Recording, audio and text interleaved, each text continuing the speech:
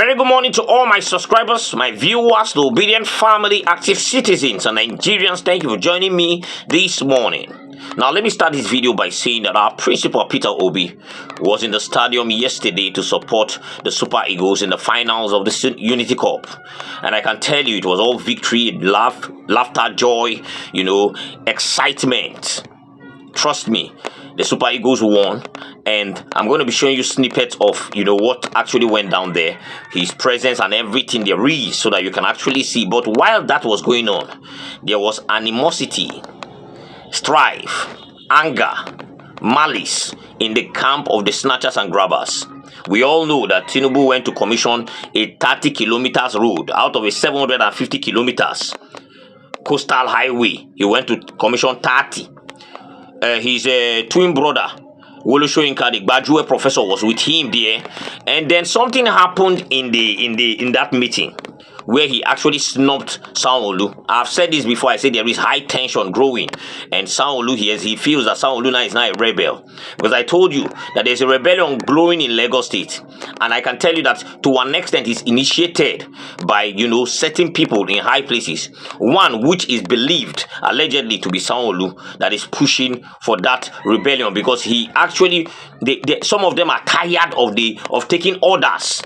And they are looking for how to actually, break that bondage, break that cage, and feel free again. And that is causing too much tension. I'm going to be showing you that video. I'm going to be showing you the whole commissioning stuff. And I can tell you that most of his supporters are sycophants, because.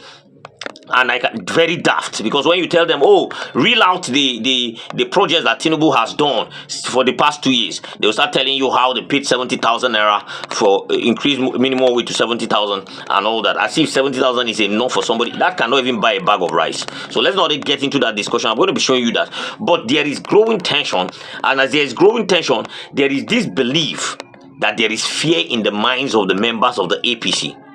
Now, this is something that have been right from the beginning, because they are afraid of what is actually going to happen, what is happening, and what is actually going to happen. Clearly.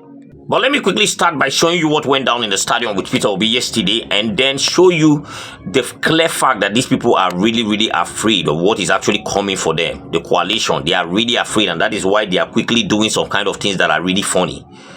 And then 1 or 2 videos join to it, and when I come back, we'll continue. Please watch. That's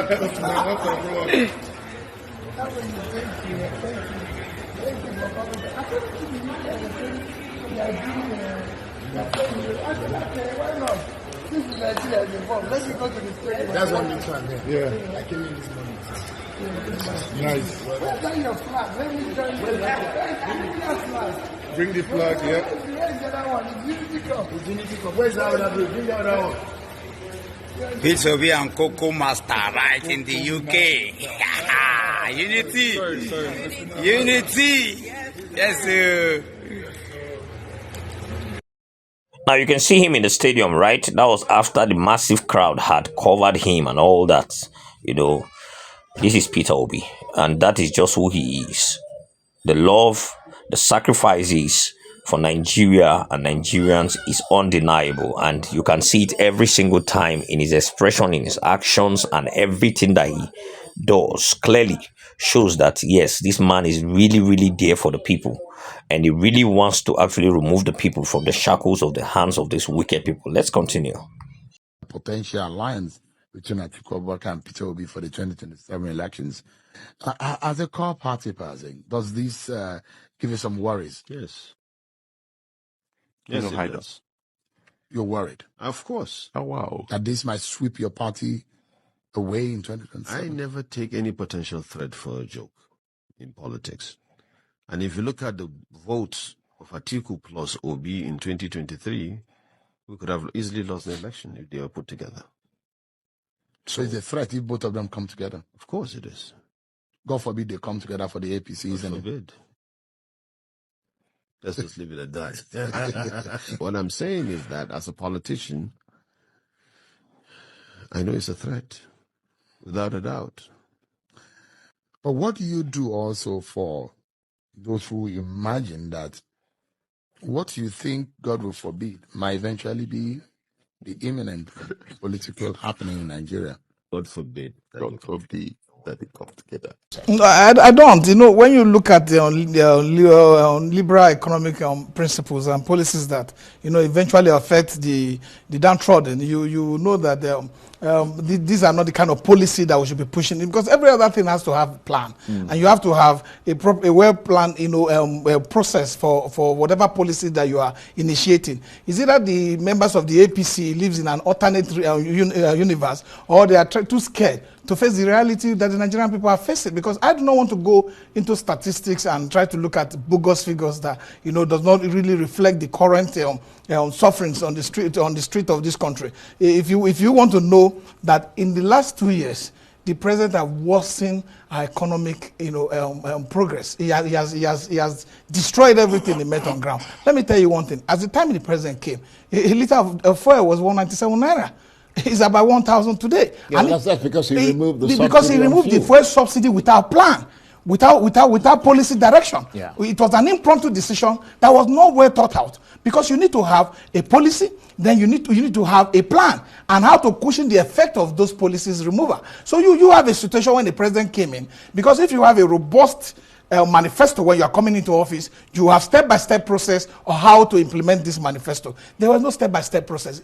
It's just like every other policy statement that the president have made, and none of them have been seen through. When the president said he was going to till 500,000 hectares of land across Nigeria, none of that he has done. So you can't be living on the whims and caprices of the president's statement. Every time he wakes up, he says one thing, and we need to follow, and we remain hopeful. The economic system today, the ordinary masses in the street are not seeing any improvement. They are suffering for the high transportation costs as a result of the fuel subsidy removal. That transportation cost is also affecting goods and services. Now you've seen it, right? That is one of the rooted members of the APC, and you can hear from him. You can hear from the other side too. While Peter Obi is going about his daily activities without fear, enjoying his moments, enjoying his time, planning, strategizing, you can see that in the enemy's camp is all confusion and fear.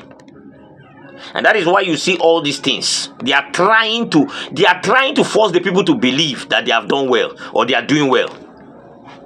How can somebody say you are going to do a 750 kilometers coastal highway and it's just 30 kilometers and you went to commission? What are you commissioning? Is that not the highest?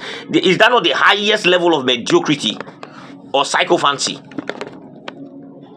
What are you commissioning? I never ever see person who commission. You read two-third.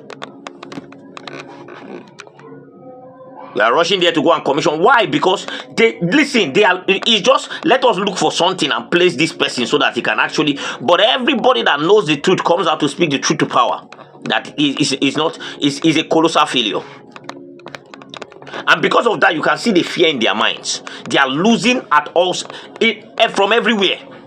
So what they are trying to do now is to look for how to gather what they can gather. And that is why you see, both with blackmail, both with this one, that one, they are using every means possible to grab people and bring them in. So that at the end of the day, they know that, okay, they are looking for let us just get these governors on our sides so that we can use them to manipulate whatever it is. Because deep within their hearts, they know that a coalition is going to be very tough for them.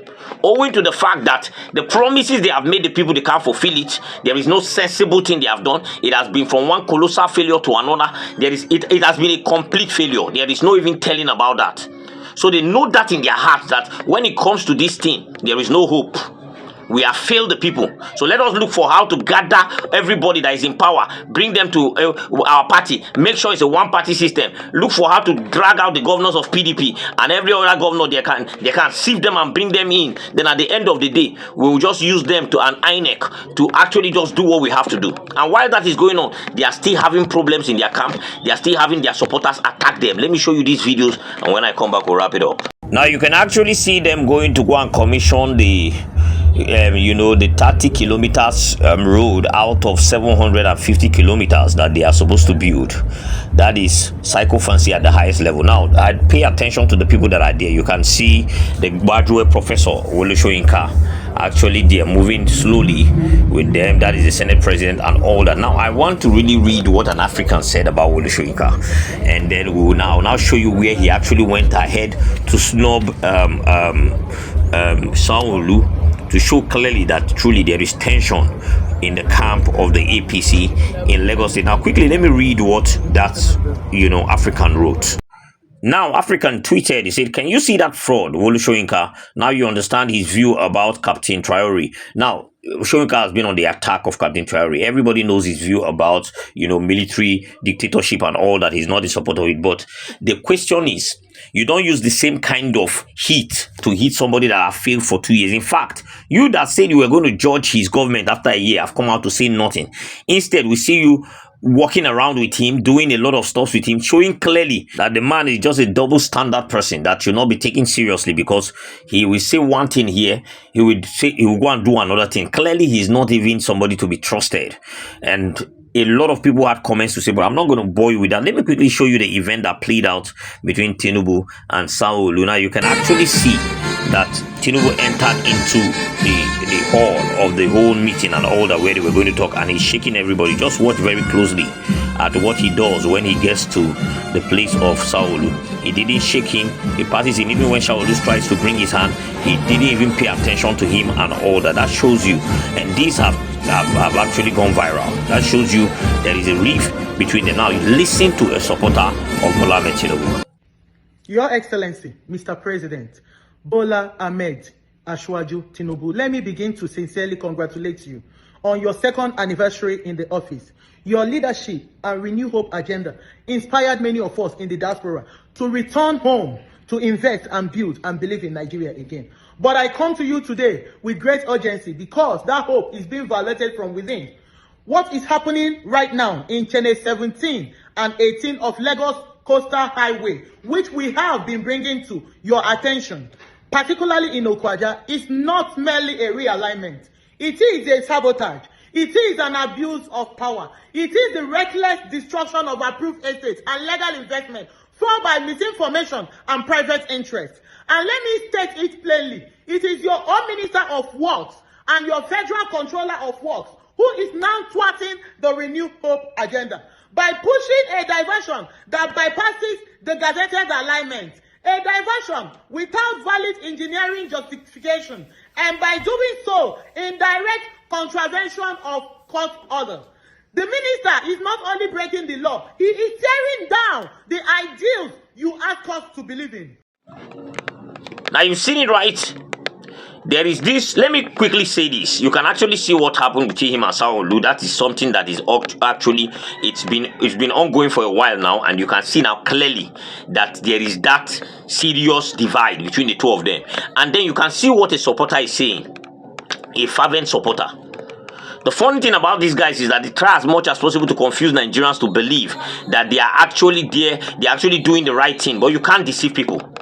And the most annoying part, let me put it that way, of this whole thing is that they have a good amount of daft bigots, very daft, that are supporting them, sycophants, that believe that the moment you come to hold the government accountable, you are actually fighting against that government.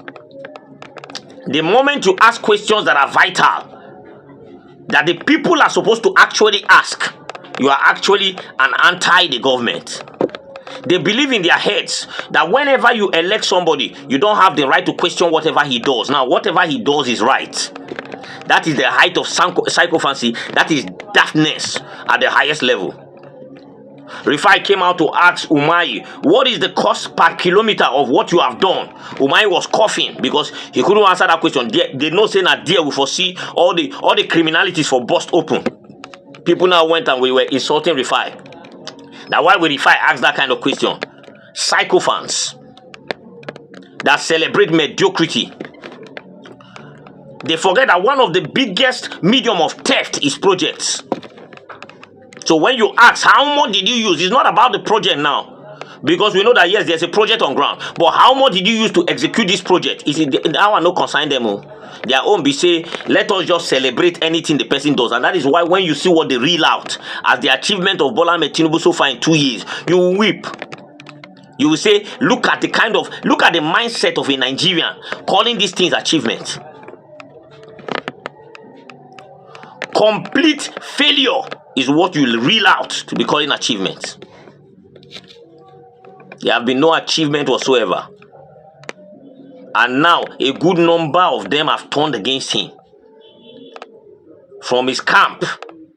First of all, they went to go and beg Buhari, please do not allow CPC, I can't remember, CPC, the party that actually had to join to form APC. Do not allow them to actually break out. Do not allow them to leave. Buhari say, I can stand with APC as an individual, but I can't control the minds of my followers, of my guys, of my allies. And then we saw Malamida the other day knocking him off. Automatically, they have joined the coalition. While that is going on, a lot of members are still eyeing that coalition, as they are trying to recruit people that the people are not even agreeing with. Because if you see what Okowa did in Delta State, you will know that the people are not with him. The moment he told the women, come and join APC, they attacked him there. The people are not with him. So as he's trying to recruit them by force and thinking that this is the medium to actually win, the coalition is actually working stronger and calling him out, exposing all his deficiencies and all that. The only thing they are waiting for is for Peter Obi now to decide. And that is why there is so much tension about where he's going to head to, because they know that the moment he joins hands with that coalition, I am telling you, it's a done deal.